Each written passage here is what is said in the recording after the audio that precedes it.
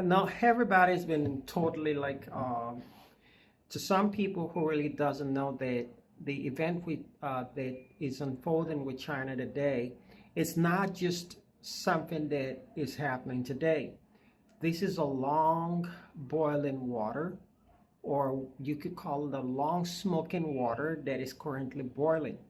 Boiling in the sense that everyone in the world has always wanted America to wake up to this position that it is today. Remember the past 6 years before Trump's first election, Trump awakened that instinct that everybody were already waiting for and hoping that somebody will be able to do. And the fact is this, what most people don't know, that the number one reason Trump got reelected again is to continue the same thing that he did in the first term, which was to either hold China accountable and at the same time to be able to get a deal that advanced the interests of the United States. A deal in the sense that people were tired of complaining and knowing that nothing is going to be done in Wall Street, and American businesses are the sole responsible ones, and the government, for outsourcing everything that America had to China. Why? Because there's a big profit margin. So no matter how much you bring, Chinese market has been blamed, or the Chinese has been blamed, no, it was done because of profit margin were bigger. And whenever America leads, the whole world follows. That was the same thing they did when they brought in China to the World Trade Organization. Every country that America has promoted gets an attention. This is the fact. That's the power of the superpowers. So what is happening today is not something that isn't predictable, but it's something that we know was coming. But it's something that we do not know how is that going to happen. And personally, I wrote about this event, and I told even in the business group about what it's going to happen. But one thing we know that will not happen will be a form of a war. But we know that if there's anything that will happen that will lead the United States to negotiate with China, or the WTO to be in a position whereby every country, not only every country and China, will be able to renegotiate the deal, the economic deal in the WTO, will be a measure that will be aggressive. And the only tool in the box right now, is the tariff tools. And without tariff tools, China cannot be contained anymore. And the next thing that you will be looking at will be a war.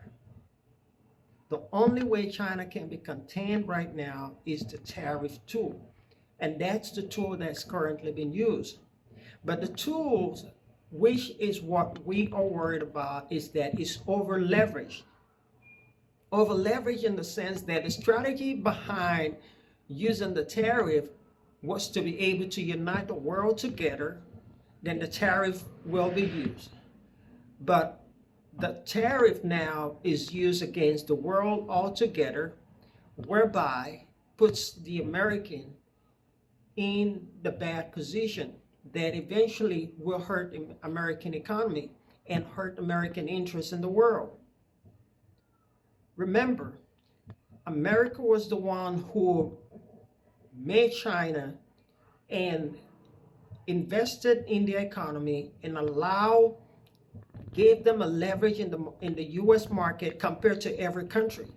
They gave them a straight open policy that they do not give to other countries.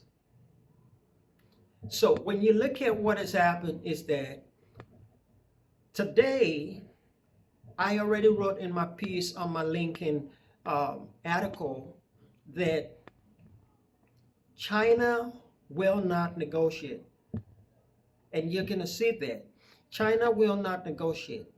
And it's a slippery slope of event that's happening. China will not negotiate because of some following reason. One, China is in a more better position today than it was before. Number two, the Chinese knows that very well, that American president are not lifetime. So they know that whatever this person does, the next person that's coming, if the person only has 4 years, and after that they're gone. Okay? The Chinese government it's a lifetime government. So it's a different system. So they know whatever this person does, somebody else will come. And that is what they know it's going to happen. Number three, they understand the war going on in Ukraine and the position that Russia holds in Europe. After the pandemic, so China was in a position whereby his economy was teetering. And secondly, the United States under Joe Biden were doing very well, So when you look at that, China was basically, with the real estate crash, was affecting the GDP and the market output that China was having. After the pandemic comes the real estate bubble in China, and now comes this. So if you look at what was happening in China, is that China was in the place of restructuring his economies to make sure that it survives. So Trump winning the re-election, now we know that everybody knows, China knows that Trump will play the tariff game. So this is not a strange thing. Everybody were expecting that because he said he's going to do it. So going forward, it's not like something that somebody's panicking about. But how it is done, it's what is different.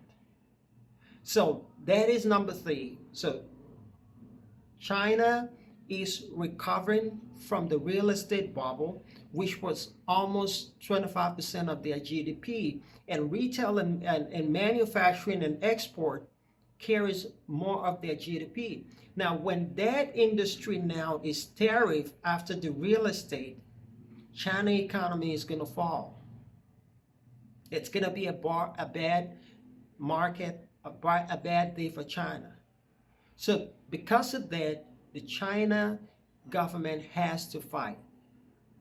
They have to put a fight and hold the line as long as possible. And what will happen is that they know in the next few years, maybe next year, 2 years from now, there will be a new Congress. And there's a possibility that the Democrat may take control of the House. And if that happens, a lot of the policy that Trump is pulling forward right now regarding tariff will be vetoed. So they have the card to wait longer. And number four is that they can be able to rally on the other side of the world that are currently angry with the United States, like Europe, the traditional ally, and the other countries that Trump outright levied a blanket tariff on. So now, who is the underdog and who is the bad guy? Is the United States. But how long would that last? And without a clear policy, there's a chances that China may win the game.